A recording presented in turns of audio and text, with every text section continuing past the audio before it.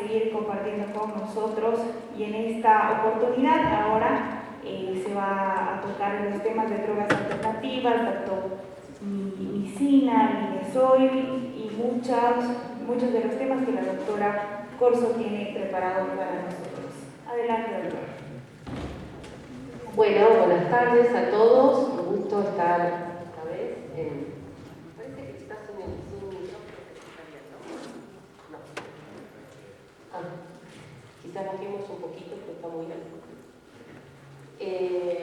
Bueno, vamos a ver ahora vancomicina, ¿sí?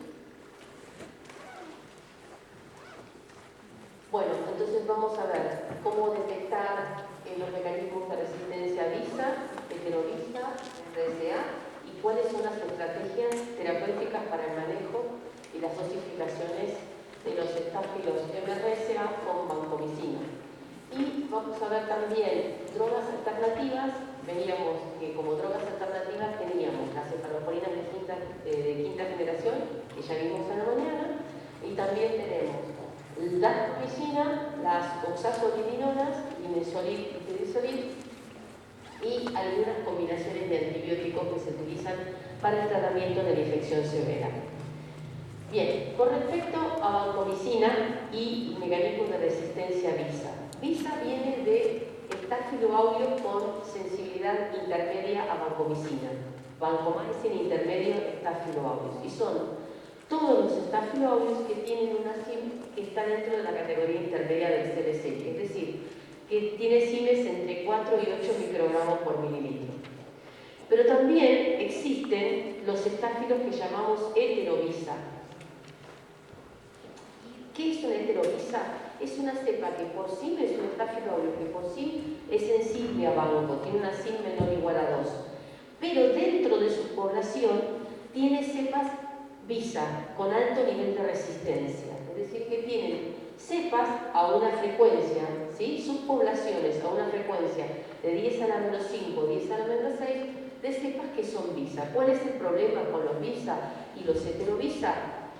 Que primero son difíciles de detectar porque después se tienen que detectar únicamente por SIM, el método de difusión no los puede detectar, y la dificultad es que ambos producen falla de tratamiento cuando se los trata con vancomicina. Entonces, por eso es importante que lo podamos detectar en el laboratorio.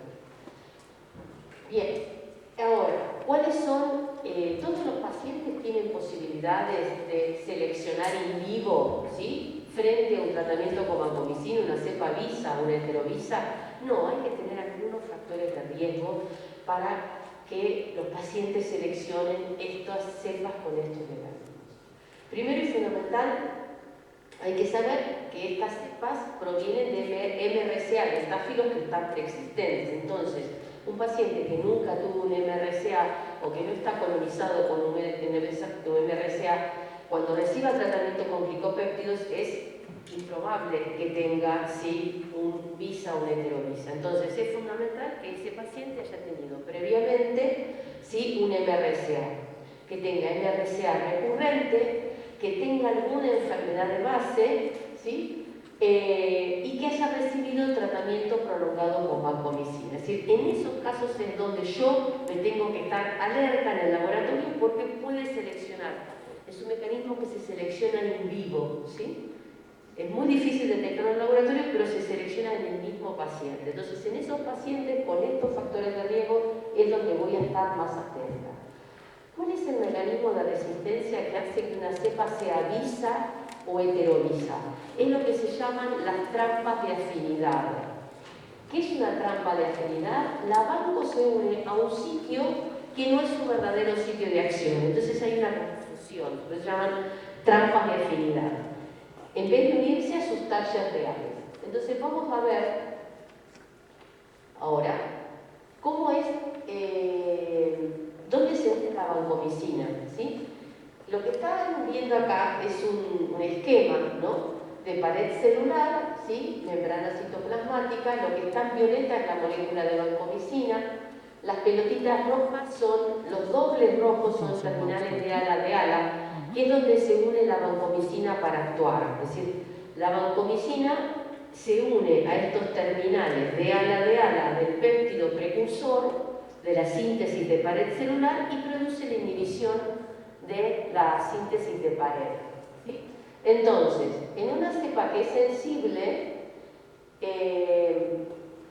fíjense, la mayoría de las terminales que hay son monómeros de ala, solamente no son dímeros, son monómeros, entonces la vancomicina ahí no se une. Y el sitio real de acción de la vancomicina, perdón, esto no tiene puntero, ¿no? ¿En centro? Bueno, fíjense, el sitio de unión de la vancomicina, ven que se une acá arriba, pero no ejerce su acción inhibitoria. Para que la vanco pueda actuar se tiene que unir acá, al péptido naciente, esta y esta, porque acá no ejerce ninguna acción. Si no llega a este sitio, que este es el lípido transportador, ¿no? Si no se une a este sitio de la membrana, no ejerce su acción.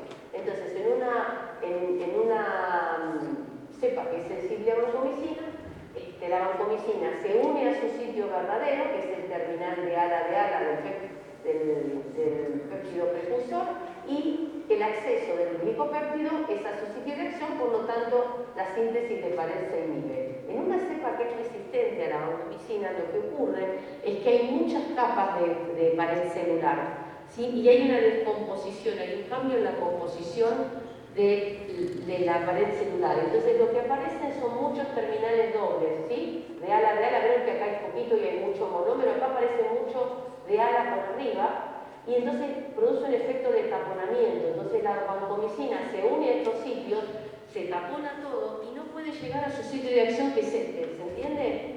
Eso se llama trampa de afinidad. ¿Por qué? Porque la vanco se confunde, piensa que está ahí arriba y no llega a su sitio blanco, ¿sí? Entonces, en este caso, en los visa y heterovisa, la síntesis de pared continúa porque el acceso del glicopéptido a su sitio de acción se encuentra bloqueado. ¿Se entendió? Taponan la pared celular. Bien.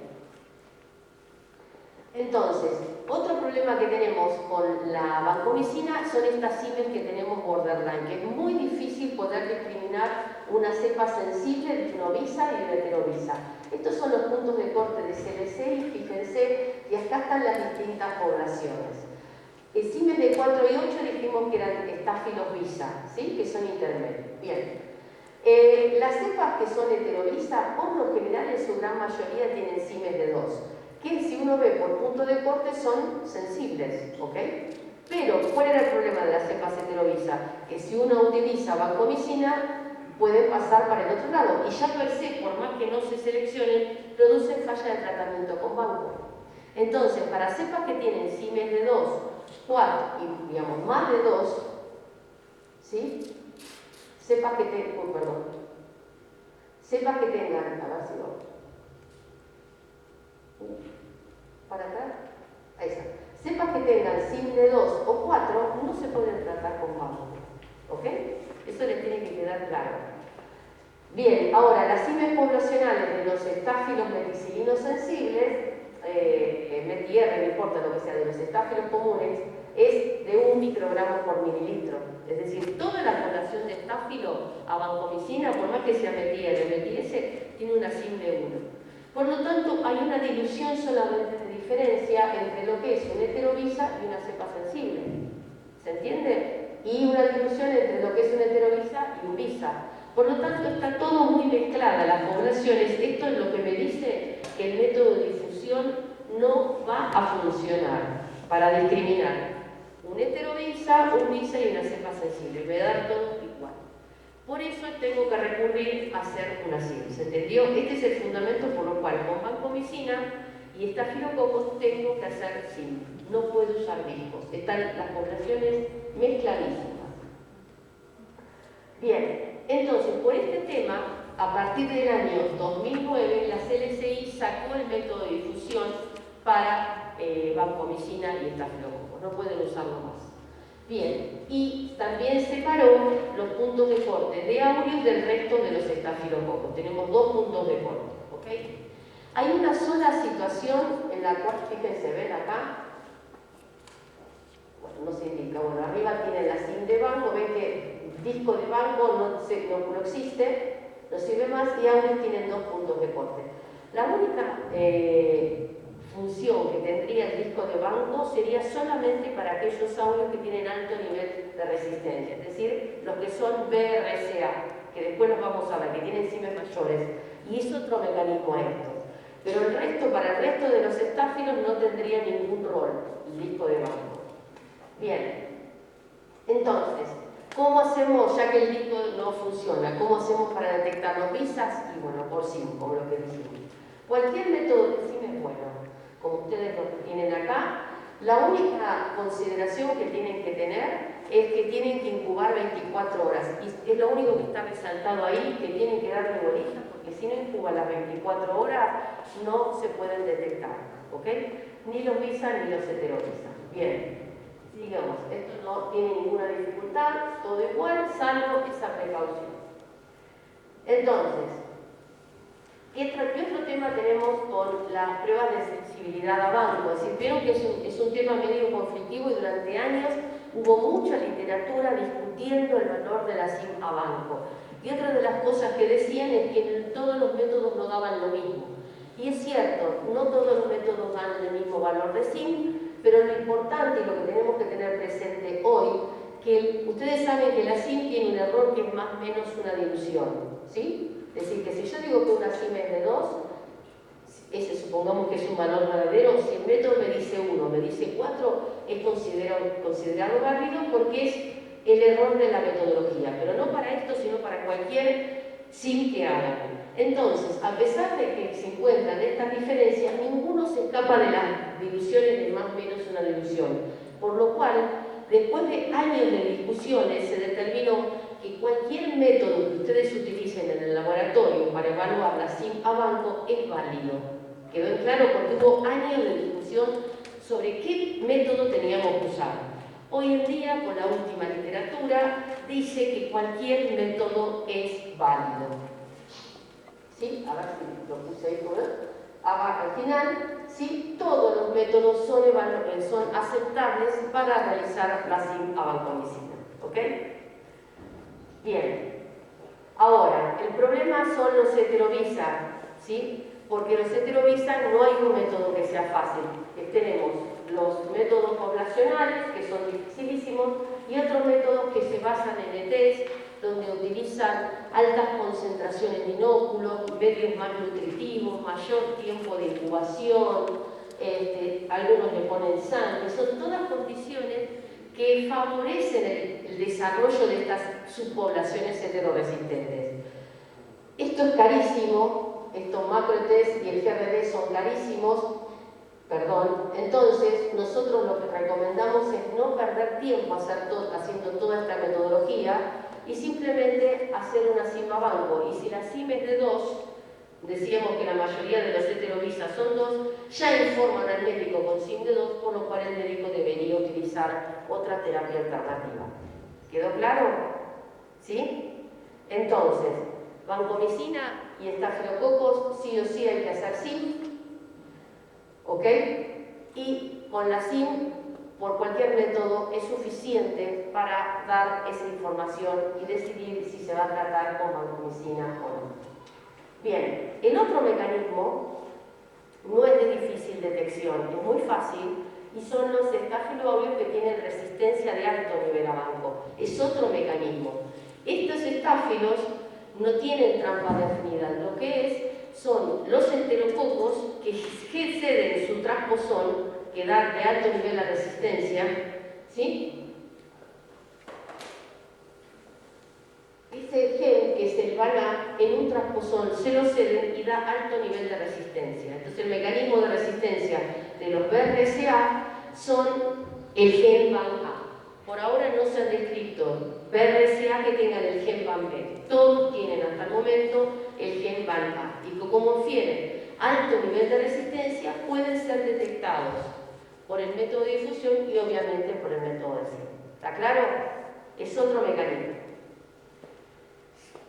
Entonces, ¿cómo es este mecanismo? Un poco como les dije recién, acá tenemos una cepa sensible, un estafiloaureo sensible a vancomicina, donde el enterococo le da este transposón con el gen VAN-A al Staphylo aureus y posteriormente tenemos un Staphylo aureus, gracias, un Staphylo aureus que tiene alto nivel de resistencia a banco, un BRCA.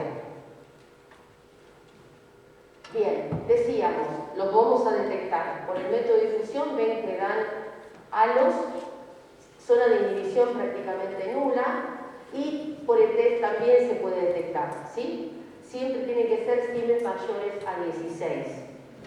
¿Dónde se detectaron? Primariamente se detectaron en Estados Unidos, ¿sí? Con niveles variables de CIMES, y fundamentalmente en una ciudad que era la ciudad de Michigan. La mayoría de los aislamientos procedían de ahí. Y cuando se hicieron estudios epidemiológicos para evaluar por qué había más prevalencia de este mecanismo en Michigan que otras ciudades, se determinó que en Michigan había una alta prevalencia de enterococos fecalis banco R. Un país donde no tiene enterococos banco R no va a tener BRCA, ¿se entiende? ¿Ustedes tienen acá BRE, enterococos por resistencia a banco? ¿Tienen? ¿Sí o no? ¿Sí hay? ¿Fecalis o faecium? ¿Fecalis y faecium los dos?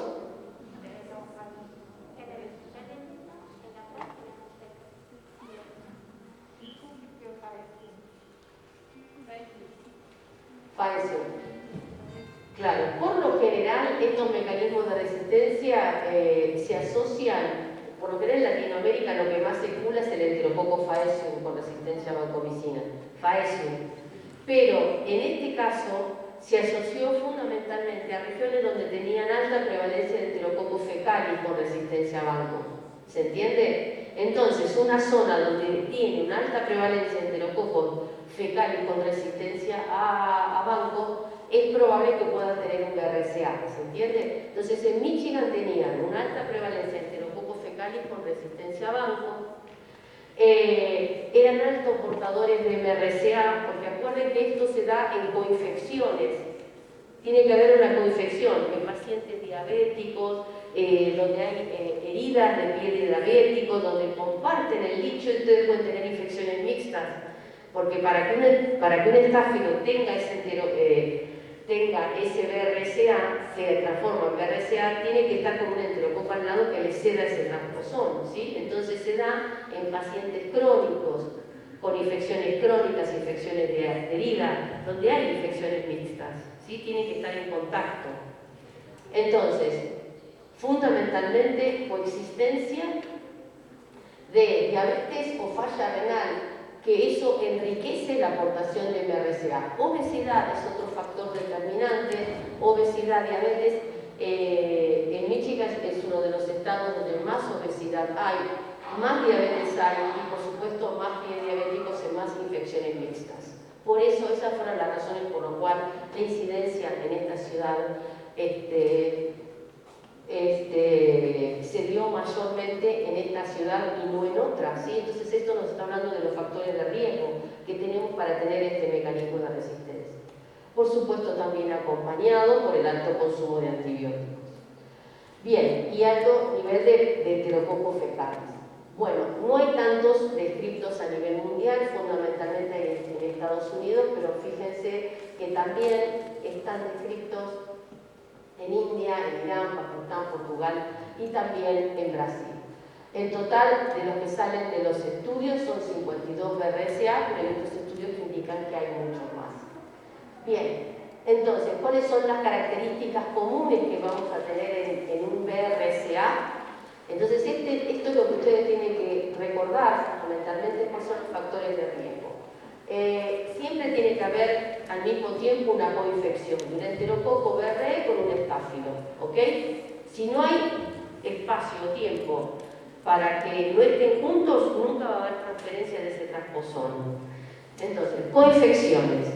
Pacientes crónicos, ¿no? Pacientes crónicos que tengan dispositivos, diabéticos, que tengan heridas abiertas, todo eso fomenta que haya intercambio entre el estáfilo y el enterococo.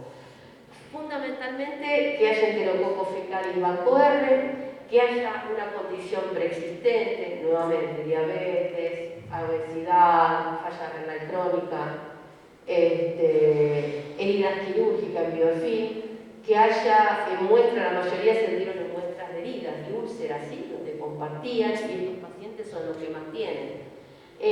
Uso de vancomicina en los meses previos.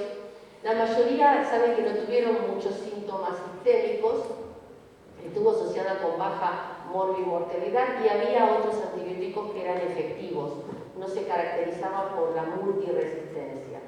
¿Cuál es el tratamiento de estas entidades? Primero lo que hay que hacer, en todos los casos hizo lo mismo, hay que hacer una debridación de herida, hay que sacar el foco, y eso hay que hacer cuál es hasta que la herida quede totalmente limpia. Se debrida la herida, se dan antibióticos sistémicos y se hacen aislamientos de contacto, ¿sí? Y se aplican todas las medidas de control de infecciones.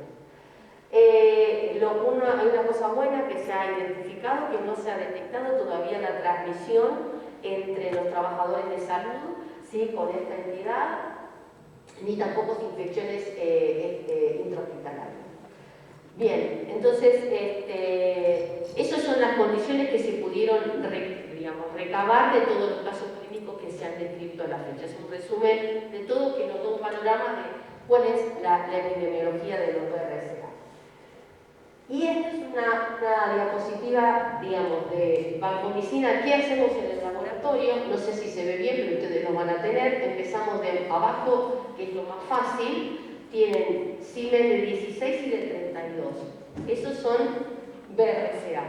¿Cómo decíamos que podíamos identificar los BRCA? Por método de difusión y por supuesto también por Siemens. Así que esos no van a tener, son de fácil detección. Ahora, los VISA solamente los podemos detectar por Siemens, ¿sí? Y los heterovisa y los sensibles a bancos son indistinguibles, así que lo único que podríamos hacer es hacer una Siemens. Esto también es importante, pueden sacar una foto. Y esto es importante también, no hay un método que permita diferenciar los heterovisas de los visas. ¿Qué recomendamos? Hacer una Siemens. Listo. Punto, y esta parte ya estaría. Ahora vamos a ver cómo abordamos la terapéutica de la vancomicina. ¿Cuándo vamos a poder usar banco y cuándo vamos a tener que usar otras terapias alternativas? ¿Sí? Bien. Entonces, ¿cuáles son las estrategias del manejo terapéutico de vancomicina? Bueno, muchos estudios han demostrado que hay una relación una relación directa entre la SIM a banco y la falla de tratamiento. Es decir, a medida que aumenta la SIM a vancomicina, hay mayor falla de tratamiento con banco. Eso es bastante lógico, a pesar de que sean las cepas sensibles. ¿Sí? Las cepas que tienen SIM de 2 fallan más que las cepas que tienen SIM de 1 y las SIM de 1 fallan más que las que tienen 0,5. Es decir, que hay una relación directa. Aumento la SIM de vancomicina, aumento la probabilidad de falla de tratamiento. Es más, una SIM a vancomicina de 2 es un predictor de una pobre respuesta a la vancomicina. ¿Sí? Eso les tiene que quedar claro. Una SIM de 2 es un marcador de falla de tratamiento, SIM de 2 o más. Bien, entonces, ¿cuál es el parámetro que mejor correlaciona el éxito terapéutico de la vancomicina? De los parámetros farmacocinéticos que nosotros conocemos, que son farmacocinéticos y farmacodinámicos, que son el tiempo por arriba de la SIM, el área por la curva sobre la SIM y la concentración máxima sobre la SIM, el mejor parámetro que correlaciona con el éxito con vancomicina es el área bajo la curva sobre la SIM. Es la que predice el éxito, ¿sí? Y se ha establecido que si uno tiene un área bajo la curva sobre la SIM mayor de 400, hay posibilidades de éxito. Mayor posibilidad de éxito que si tengo un área bajo la curva sobre la SIM menor a 400, ¿sí? Esos son los parámetros que veníamos utilizando hasta ahora para definir y para evaluar si se debía usar vancomicina o no.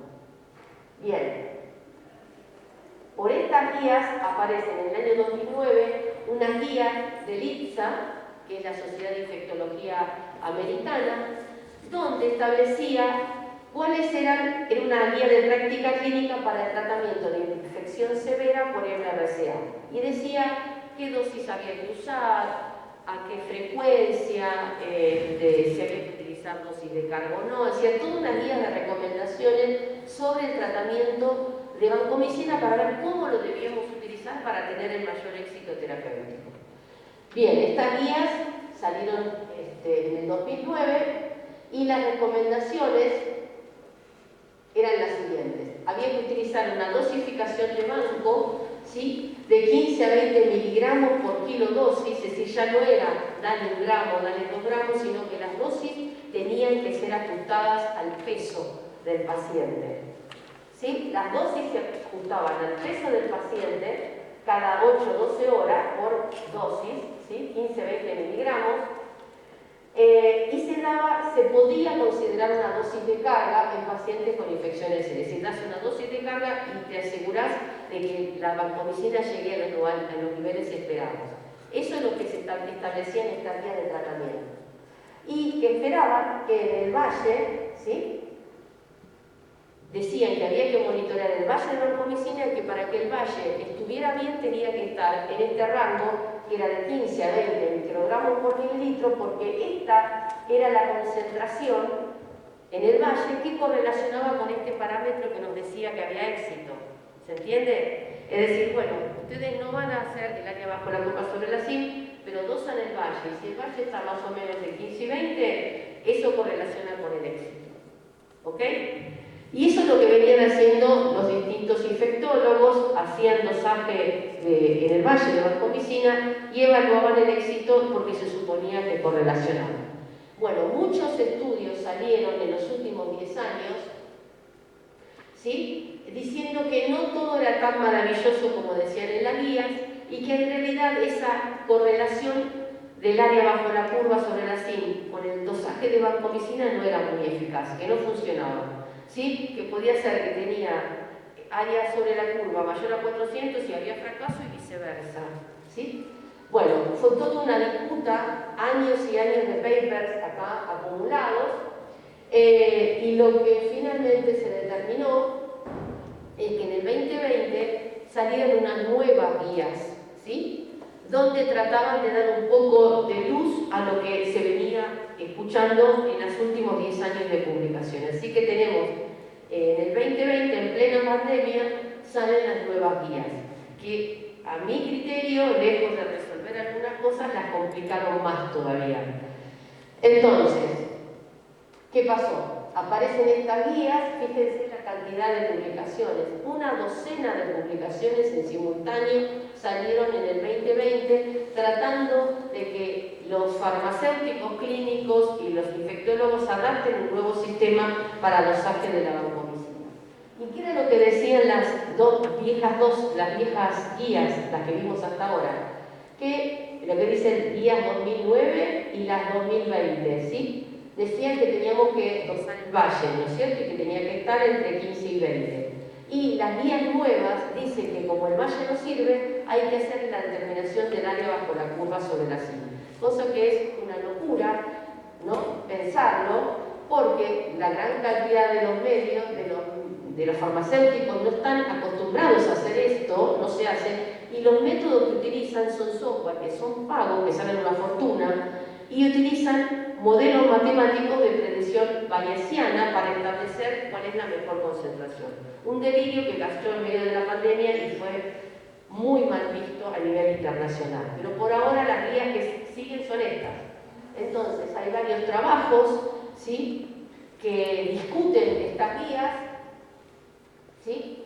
Y bueno, acá que yo les dejo un resumen, no creo que se resuelva este año, ustedes tienen que enterarse qué es lo que está pasando, está en plena discusión y estas guías salieron en la mitad de la pandemia y recién ahora en el 2022 los médicos están un poco más tranquilos para poder analizar qué se va a hacer con la vancomicina, ¿ok? Así que supongo que en el 2022 hasta el 2024 estaremos escuchando en los trabajos, en las publicaciones, cuál es la devolución sobre las sugerencias de estas nuevas guías. Y en esta listita yo solamente les puse, para los que quieran leerlos, cuáles son las diferencias más importantes. más allá de la locura esta que dicen de evaluar el área bajo la curva con estos softwares pagos, nada, son algunos detalles que hacen también la diferencia, que son bastante buenos, pero bueno, la primera indicación como que se complica. Bueno, entonces, ¿cómo guiamos el tratamiento? Nosotros que somos microbiólogos, ¿cómo guiamos el tratamiento y cómo podemos ayudar al médico en la definición de la terapia? Bueno, la cosa es fácil si obviamente tengo la SIM, ¿no? Si yo tengo la SIM y la SIM es mayor o igual a 2, ¿en qué situación, qué mecanismo me puedo encontrar? Me puedo encontrar que está frente a una heterovisa, que como vimos recién, que tiene una SIM de 2. Me puedo encontrar con un visa, que tiene una SIM de 4 a 8. O me puedo encontrar con un BRCA, que tiene una SIM mayor a 16. En cualquiera de estos casos, siempre voy a elegir una terapia alternativa, ¿ok? ¿Qué sigue? Si la SIM es menor o igual a 1, entonces en ese caso el médico tiene que evaluar la evolución clínica. Si esa evolución es adecuada, entonces va a ser su tratamiento con vancomicina y con seguimiento cercano. Ahora, si con una SIM de 1 yo estoy tratando con vancomicina y hay una mala evolución, primero tiene que tener presente que hay que eliminar todos los focos. Es decir, no hay ningún antibiótico que funcione si hay un foco que no está drenado. Ni la banco, ni la adapto, ningún antibiótico funciona. Entonces, primero lo que hay que revisar si el paciente no tiene algún foco que no fue drenado lo suficiente o algún foco metastásico de infección que está haciendo que la vancomicina no llegue a su sitio, ¿sí? Una vez que yo estoy completamente segura de que está el paciente medianamente limpio, entonces, si la evolución es mala, entonces tengo que ir sí o sí a una terapia alternativa. ¿Se entendió? De esto pueden sacar una foto también porque es importante.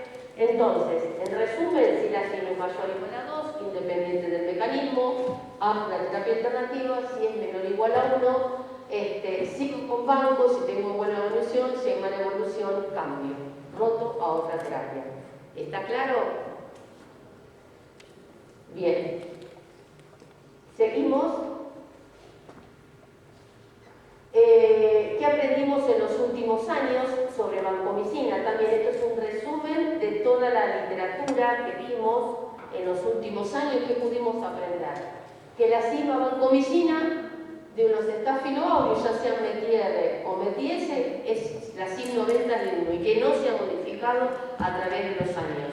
Eso sigue intacto tal cual es. Que la evolución a vancomicina, la evolución clínica, se asocia a la carga bacteriana en el sitio de infección. ¿Sí? Entonces, si yo tengo infecciones de bajo inóculo, ¿sí? Infecciones no severas, puedo tratar muy bien con vancomicina. Si tengo infecciones de alto inóculo, la probabilidad de éxito cada vez es menor, ¿ok? Cualquier infección con alto inóculo, ¿sí? Infección severa, endocarditis, osteomelitis, va a ser difícil tratarla con vancomicina sola. Bien, ¿qué otra cosa aprendimos? Que las cepas que tienen SIM mayor de 2 tienen peor evolución que las cepas que tienen SIM menor a 1, ¿sí? Son conceptos generales que sí hoy están claros y no están en duda. ¿Qué más? Que las vallas de 15 a 20 se asocian con mejoras pero modestas de la evolución. Las vallas de Van con esa concentración no me dicen que va a haber éxito. Que el área bajo la curva de 400 a 600 se asocia con menor falla clínica y menor mortalidad. Eso también hoy se sabe y está claro. Las dosis estándares que vimos hasta ahora no son suficientes para cubrir cepas que tienen CIMES de 2. Es decir, las dosis que hoy se dan regularmente con cepas de CIM de 2 no funcionan. En esos casos quedamos terapias alternativas. Lo mismo que dije acá abajo, terapia alternativa y las altas dosis de vancomicina se asocian con mayor nefrotoxicidad. ¿Sí? De la misma forma que el área bajo la curva, mayor 800, se asocia con mayor nefrotoxicidad. Después de mucha discusión, ¿sí? Todo esto si es válido y si está claro. Y para vancomicina, en terapia con vancomicina hay que tener en claro que no depende de un solo factor, no depende de la SIM, no depende solo de la SIM, no depende solo del paciente, no depende solo del área bajo la curva ni de las concentraciones. Es un combo que depende de muchos factores. ¿Ok? Eso le tiene que quedar claro y eso es lo que hoy, 2022, está vigente. ¿Sí? Bien. Me podría haber dado esta diapositiva y no le explicaba nada lo anterior, pero está bueno saber cómo viene la discusión porque son años de discusión sobre vancomicina y las terapias. Drogas alternativas, ¿qué tenemos? Daptomicina, las oxazolidinonas y algunas combinaciones. Opciones de tratamiento para infección severa. ¿Con qué contamos? ¿Sí? Dijimos, vancomicina, ya la vimos recién. Tenemos daptomicina y linezolid, que es lo que vamos a ver ahora. Tigeciclina también tenemos para infección severa. Y las cefalosporinas de quinta generación, ceftarolina y ceftobiprol. Todas actúan en mecanismos de acción, son diversas. Algunos actúan inhibiendo la síntesis de pared. Otros producen la despolarización como un adapto de la membrana citoplasmática. El linezolid produce la inhibición de proteínas. Todos tienen en común que se utilizan por vía parenteral, salvo las oxazolidinonas que también tienen la opción de dar por vía oral. ¿Sí? Son todas, algunas, la mayoría son bactericidas, ¿sí? Algunas tienen bactericida lenta, como es la vancomicina, y otras son altamente bactericidas, como pueden ser la daptomicina y las céfalos de quinta, y otras, como el linezolid y la tigeciclina, son bacteriostáticas. Todos tienen en común que tienen fuerte actividad frente a gram positivos, altamente activas frente a gram positivos, y algunas también le podemos sumar la actividad frente a gram negativos, como es la tigeciclina, ¿sí? Y las cefalosporinas de quinta generación. Y lo que también tienen en común que todas ellas tienen muy bajo nivel de resistencia, así que son drogas muy buenas y a diferencia de lo que ha ocurrido con los gram negativos, que hemos perdido resistencia, estas drogas más o menos se mantienen más o menos estables. Y son todas drogas buenas para el tratamiento de infección severa. Bien, respecto a la daptomicina es un lipopéptido cíclico. Ves que hay un ciclo de aminoácidos de 10 aminoácidos y tienen una colita lateral, ¿sí? De 3 aminoácidos con una cola lipofílica. Es un ácido graso que le permite ese ácido graso meterse en la membrana y producir la despolarización de la membrana citoplasmática. Con esa colita entra, como ven acá, a la membrana externa. Bueno, la membrana citoplasmática porque no tiene otra, los gram positivos, y para actuar necesita calcio. La daptomicina es una molécula que es calcio dependiente. Es decir, si no tiene calcio no actúa. Entra con esa molécula por el calcio que le da esa carga positiva y se atrae la carga negativa de la membrana, ¿no? Se produce una despolarización, ¿sí? De la membrana citoplasmática, un cambio en el potencial de membrana, ¿sí? Hay una pérdida de iones potasio, ¿sí? Cambio en el potencial y se produce la permeabilización. Se da la muerte celular sin lisis, se mueren las células. Por eso la daptomicina, piénsenlo como un detergente, como el colistin. ¿Sí? Es un detergente que hidroliza las membranas, pero necesita el calcio. Si no está el calcio, no se puede unir a la membrana citoplasmática, que tiene carga negativa, entonces tiene que haber algo que lo atraiga con el calcio que es positivo. Así actúa la dapto. Bien. Los mecanismos de acción, decíamos, mecanismo de acción está acá en una cepa sensible a la daptomicina. Este es el complejo, el triangulito dapto con el calcio, y se une fundamentalmente esta unión y esta despolarización de la membrana, lo producen en el septum. ¿Se acuerdan lo que era el septum, no? En la parte donde se fusionaban se dividen las bacterias en dos, ahí actúa la daptomicina. Los mecanismos de resistencia son distintos, ¿sí? De acuerdo si sea Enterococcus fecalis o Esaurius o Faecium. El mecanismo de Enterococcus fecalis hay como se llama el mecanismo de divergencia, porque estos microdominios donde actúa la daptomicina, en vez de estar en el septum, están afuera. Y entonces la daptomicina no actúa muy bien, se une, pero no actúa muy bien acá, sino que actúa acá adentro. Entonces, como todo lo que estaba acá se va al exterior, no puede actuar bien. Y el mecanismo que está en Staphylos y en Enterococcus faecium se llama mecanismo de repulsión, porque hay mucha carga positiva, si hay un cambio en la membrana, que la carga positiva, entonces el complejo que es de calcio con adapto, se produce un fenómeno de repulsión, ¿sí? Por cargas electrostáticas se repelen, entonces no puede llegar bien a su sitio de acción. Los genes que intervienen son múltiples también. Y el otro problema que tiene el adapto es que como es una molécula de gran tamaño, ustedes la vieron, ¿sí? Y también difunde poco en el agar, igual que el abanco. Difunde re poco, igual que el colistin, son moléculas grandotas, pesadas. No difunden en el agar. Entonces, por ese tema, tampoco la podemos usar por difusión, ¿sí? Por el tamaño que tiene. Y aparte, porque para actuar la daptomicina necesita el calcio. Y el agar, lo que tiene en el agar no tiene la cantidad de calcio suficiente, donde hacemos la difusión, para que la daptomicina pueda actuar. Así que todo lo que es disco y lo que es cimen medio sólido no funciona con la adapto. Ahora sí funciona el ETES. ¿Y por qué funciona el ETES con la adapto? Porque los fabricantes le pusieron calcio a la tira, ¿sí? Entonces la tira de daptomicina tiene calcio más dapto, entonces sí el ETES podrían utilizarlo, ¿ok? Entonces, bueno, uno de los temas con daptomicina que es importante, tengan en cuenta, son las dosificaciones también. La daptomicina se aprobó para una dosis de 4 miligramos kilo día para infecciones complicadas de piel sin bacteriemia y una dosis superior de 6 miligramos kilo día para infecciones complicadas con bacteriemia.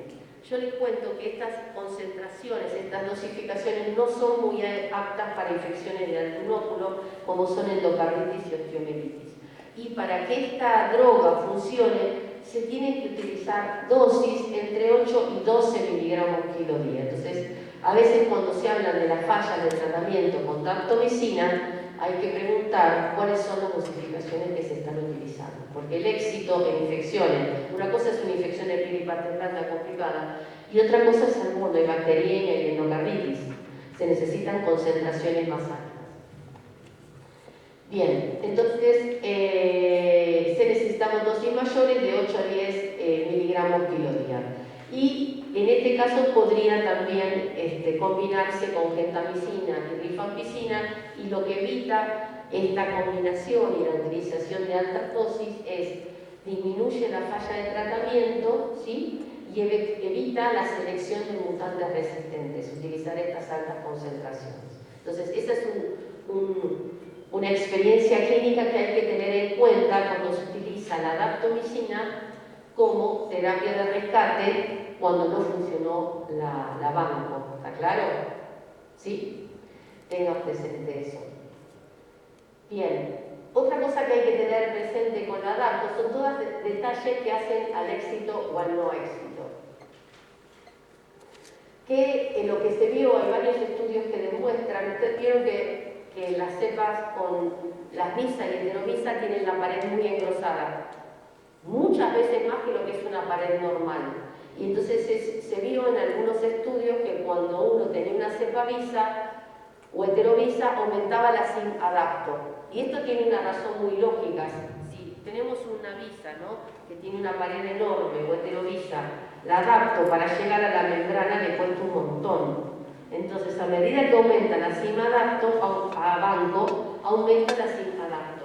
¿Se entiende? Hay una correlación directa. Entonces, cuando yo estoy con una cepa visa o heterovisa, siempre se recomienda que se le haga una cima adapto, porque si esa cepa está muy engrosada y por mucho tiempo recibió banco, tenemos una posibilidad que falle contacto. ¿Se entiende? Por esa pared, porque no le llega al sitio, no llega donde tiene que llegar.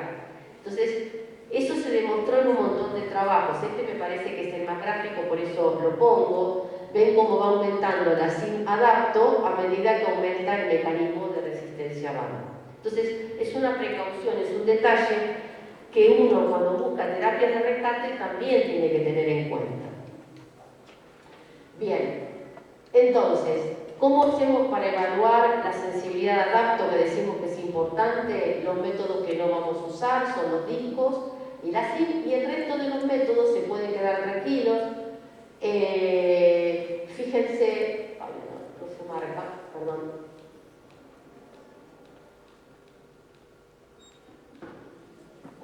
Va para atrás. Ahí. Fíjense que todos los restos de los métodos automatizados lo pueden usar perfectamente. Así que la única precaución que tienen que tener acá es no usar el disco. El resto pueden usarlo perfectamente. Bien, seguimos con el linesolid, las oxazolidinonas. ¿Sí? El linesolid tenemos puntos de corte específicos para Staphylo aureus y para enterococos. ¿Ok?